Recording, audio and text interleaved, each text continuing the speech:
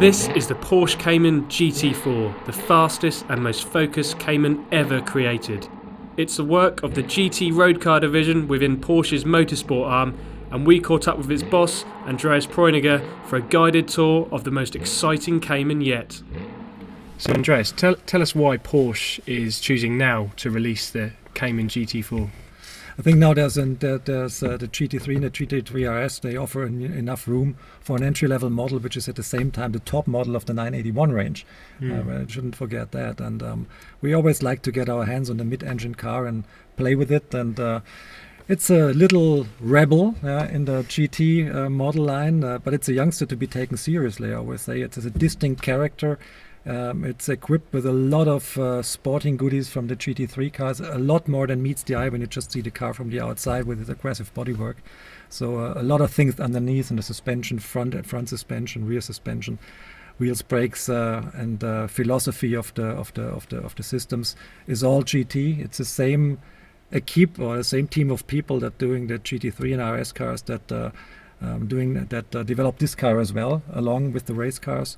And so it's a pure motorsport product, and we're very proud of that. And it's another sibling of GT cars, and I think it has a right to be there because I think the market waits for it for a long time. And we're happy and we're very excited of being able to announce that car now.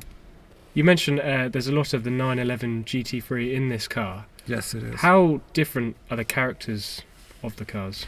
I mean, the GT3 is a rear-engined 911. It has a character of itself, and this is a mid-engine car. So the character from the driving experience is a little bit different because the car reacts differently on the high axis there, because we've got the rate distribution is differently. The car is smaller. It feels a little bit smaller. It is a little bit lighter. It has less horsepower as well, so it's really as a positioning a little below the GT3.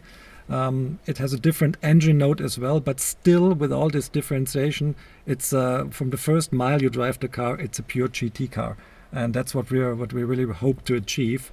It's a great addition to the model range. What would you pick out as some of the highlights of this car? The highlight of the car is definitely the handling, the emotional driving experience that you have, the involvement you get using the car's manual transmission, which was especially made for that car.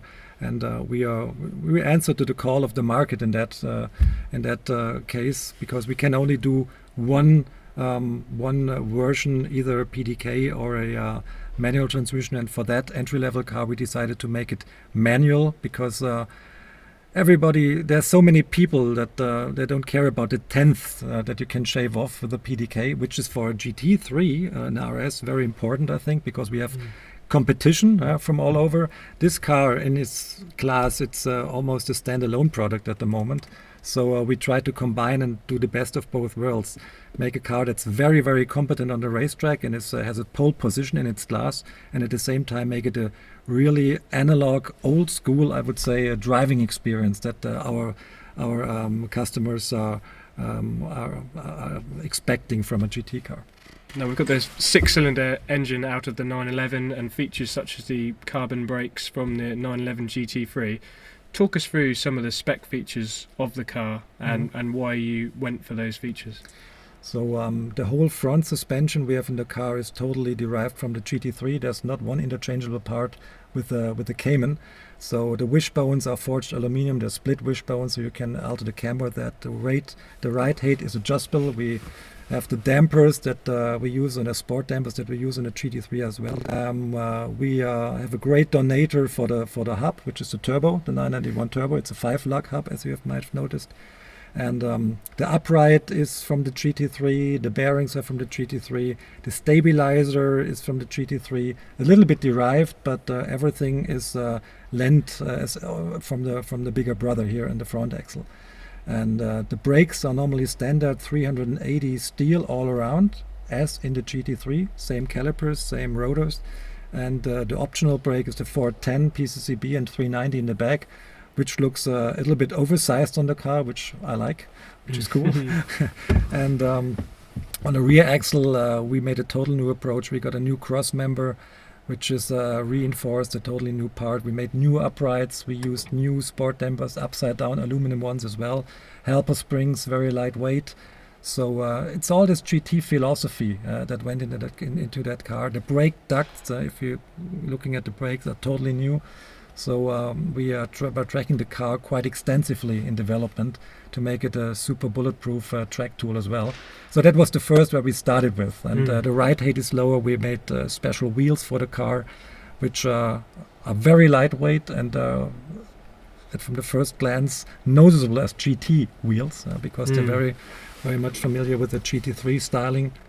And now let's talk about the engine. It's not 100% completely the Carrera S engine. It's derived from it. The crankcase is different because we have to fit it in. You have to turn it around in a mid-engine car. Crankcase is different. The intake system is different because the height that we can use here is a little bit different than on the Carrera. And the gearbox on the other side is derived from the GTS's gearbox, but it's got some specialties in it as a torque peak limiter.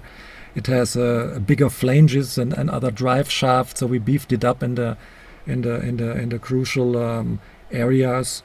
The reduction is very similar to the GTS, but it has 400 cc's more and more torque, and the curve and the power curve is different, so the car feels very short reducted. The ratios and the throw of the lever is different, so we have a shorter lever here, we have shorter levers at the back, so it's a little bit more precise, a little shorter throw. Together with the sport exhaust system we have on the car, which we made specially for that car as well, special tailpipes, as you might have noticed. The aerodynamics, we wanted to make a car that is about a zero lift car, but we ended up having the same downforce as the GT3. That means we have about 100 kilo at top speed, which makes it at top speed about 200 kilos heavier on the scale as a GTS would be, and which is great aerodynamically as well. So don't get me wrong here. So it's about the same as GT3. Not a parts bin exercise. It's really very well thought out parts, and the rear axle is totally newly developed, and but it inherited some parts of its bigger brother, which makes sense and which makes the special driving experience you have automatically when you drive the car. How much does the car weigh, and how much weight saving has gone into it?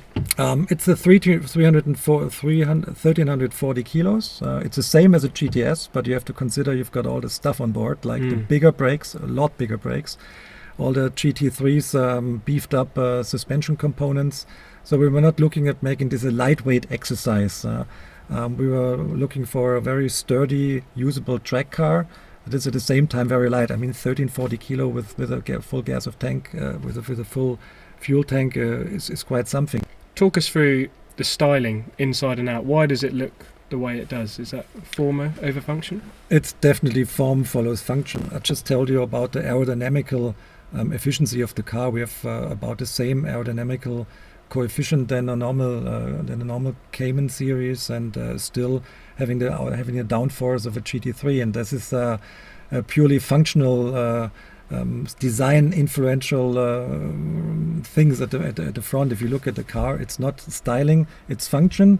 And when we had the function, we styled the openings the way we like them. And the interesting phase in development is to make it work and keep it beautiful. And this takes quite a lot of time. And but we want to have a car that's pleasing to the eye as well, because it's a car you buy with the heart, and not only because of values on paper. Porsche's sales are ever increasing with cars like the Cayenne and the Macan. How important are cars like this for keeping Porsche as a sports car brand? That's a good question, and it's a question. That's an issue we're very well aware of in Porsche. We are at the first place. We are a sports car manufacturer, and the GT cars especially are very near to the core of the brand. That is motorsport. This is a car that you can use on the street, but do in motorsport as well. That's where we come from, and this is a very, very important business for us. Not only a business, it's a halo. So we consider ourselves as sport car manufacturers, and that's why we're very keen on keeping on producing cars like that. Very emotional cars, very sporty, competent cars. along with the cars that like Cayenne or Panamera, which are great cars. I have a Cayenne myself. I love the Cayenne GTS. It's a sport car as well in a way. And but believe me, we are very aware of this very important customer group that buys these cars, and we want to stay as close to the historical brand, the historical core of the brand as possible, and that's our mission. Great. Thank you very much. You're welcome.